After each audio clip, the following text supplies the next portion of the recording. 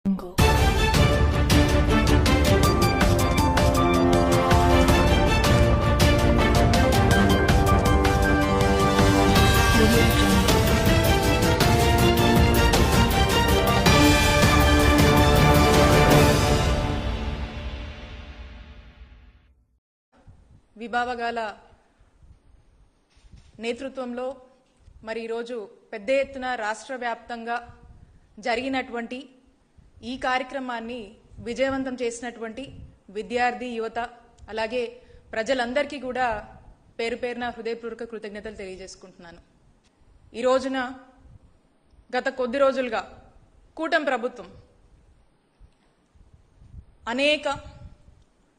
నిర్ణయాలు చేసి ప్రజల ఆరోగ్యాన్ని పణంగా పెట్టి నడుస్తున్నటువంటి తీరుని అది జస్టిఫై చేసుకునేందుకు కూటమి ప్రభుత్వం వాళ్ళు మాట్లాడుతున్నటువంటి మాటల్ని వాళ్ళ యొక్క గ్రాఫిక్స్ని వాళ్ళ యొక్క మ్యానిపులేటెడ్ ఫ్యాబ్రికేటెడ్ ప్రెజెంటేషన్స్ని తిప్పికొడుతూ వాస్తవాలని ప్రజలకు చూపిస్తూ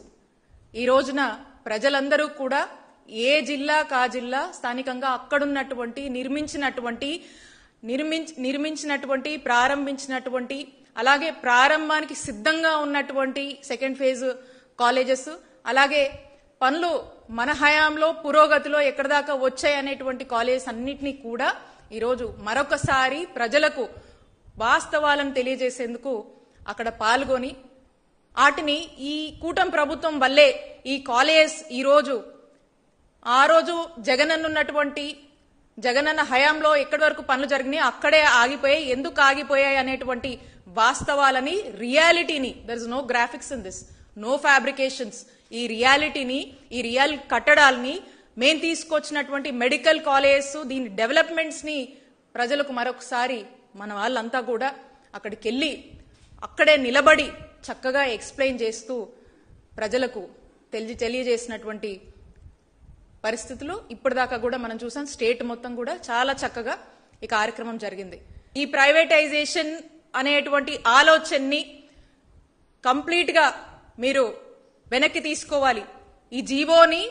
రద్దు చేయాలి, ఈ ఆలోచనని విత్డ్రా చేసుకోవాలి, ఈ ఆలోచనని వెనక్కి తీసుకోవాలి, ఇది చాలా తప్పు అని చెప్పి పెద్ద ఎత్తున ప్రజల నుంచి వస్తున్నటువంటి ఒక ఆవేదన రోజు రాష్ట్ర వ్యాప్తంగా అన్ని జిల్లాల్లో ఉన్నటువంటి కాలేజెస్ దగ్గర ప్రజలందరూ కూడా వెళ్లి ఈ వాస్తవాల్ని మరొకసారి ప్రజలకు పూర్తి స్థాయిలో కూడా దీన్ని చెప్పేటువంటి ప్రయత్నం ఈ రోజు చేశారు. మరి ఇది గ్రాండ్ సక్సెస్ అయింది. ఇక నిన్నటి నుంచి మనం చూసాం ఈ కార్యక్రమాన్ని వైఎస్ఆర్ కాంగ్రెస్ పార్టీ పిలుపునిచ్చింది. ఈ కార్యక్రమానికి పెద్ద ఎత్తున జనం తరలి వస్తున్నారు, వచ్చే అవకాశం ఉందని చెప్పి అధికార పార్టీ కూటమి ప్రభుత్వం గెస్ట్ చేస్తుంది. ఈ గెస్ట్ చేసిన దగ్గర నుంచి ఏం చేసిందంటే నిన్న నుంచి చూస్తా ఉన్నాం, నిన్న నైట్ నుంచి ఎక్కడికక్కడ రాష్ట్రంలో అన్ని జిల్లాల్లో ఎక్కడికక్కడ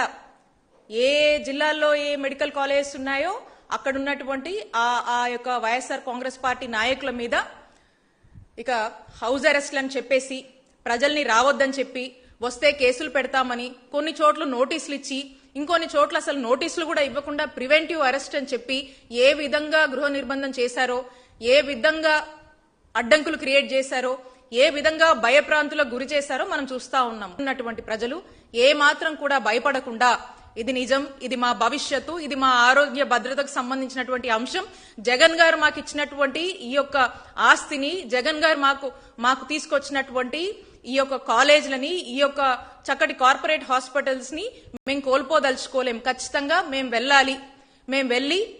వాస్తవాల్ని ప్రజలకు తెలియజేయాలి, మేము ఈ ప్రొటెస్ట్ లో భాగం అవ్వాలి అని చెప్పి ప్రజలు స్వచ్ఛందంగా వచ్చి నిలబడి ఈరోజు ఈ సక్సెస్ చేసినటువంటి పరిస్థితి.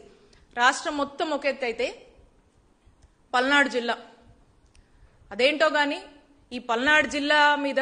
ఎందుకంత స్పెషల్ ఫోకస్ అర్థం కాదు మనకి. ప్రతి దాంట్లో కూడా పోలీసులు మాత్రం ఇక్కడ ఒక మోనోపోలీ అనే చెప్పొచ్చు. స్టేట్ మొత్తం ఒక యూనిట్ లో తీసుకుంటే పల్నాడు మాత్రం ఒక యూనిట్ లో చూస్తారు.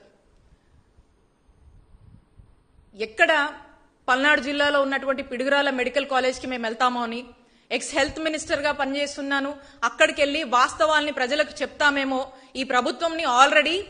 కూటమి ప్రభుత్వం డిఫెన్స్ లో పడింది. ఎందుకంటే వీళ్ళు తీసుకున్నటువంటి privatization, government medical college privatization నిర్ణయం అనే దాని మీద పూర్తి స్థాయిలో కూడా ప్రజల నుంచి వ్యతిరేకత వస్తుంది, వాళ్ళకు భయం పట్టుకుంది. ఇప్పుడు మేమెళ్ళి రాష్ట్ర వ్యాప్తంగా ప్రజలందరూ కూడా వెళ్ళి ఈ వాళ్ళు వేసినటువంటి గ్రాఫిక్స్ కాకుండా